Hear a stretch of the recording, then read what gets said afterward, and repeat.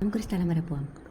രാവിലെ തന്നെ ഒരു റീൽ അയച്ചു തന്നിട്ട് വൈകുന്നേരം ഇവിടെ പോകാൻ റെഡി ആയിക്കോ എന്നും പറഞ്ഞിട്ടാണ് എൻ്റെ അനിയത്തി വന്നത് കേട്ടോ. അപ്പം ഞാൻ സ്പോണ്ടേനിയസ് അങ്ങനെ ഡിസിഷൻസിൻ്റെ ആളൊന്നുമല്ല, എനിക്ക് നല്ല പ്ലാനിങ് ഒക്കെ വേണം.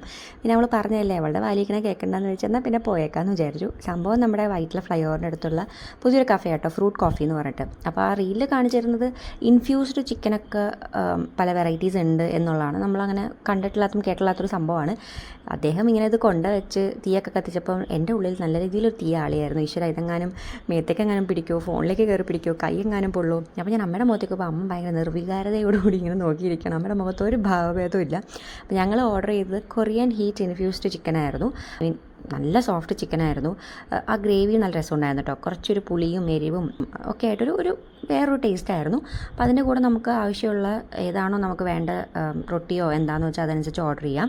പിന്നെ ഞങ്ങൾ വയറ് നിറഞ്ഞില്ലെങ്കിലോ എന്ന് വിചാരിച്ച് ഞങ്ങളൊരു ബർഗറും ഒരു ബറീറ്റോ ഓർഡർ ചെയ്തു. എനിക്ക് ഈ ബർഗർ കഴിക്കാൻ തീരെ ഇഷ്ടമല്ല കേട്ടോ. കാരണം ഇത് തന്നെയാണ്, ഈ വായ മുഴുവൻ ഇങ്ങനെ പൊളിച്ചണം വയലോട്ട് വയ്ക്കാനായിട്ട്.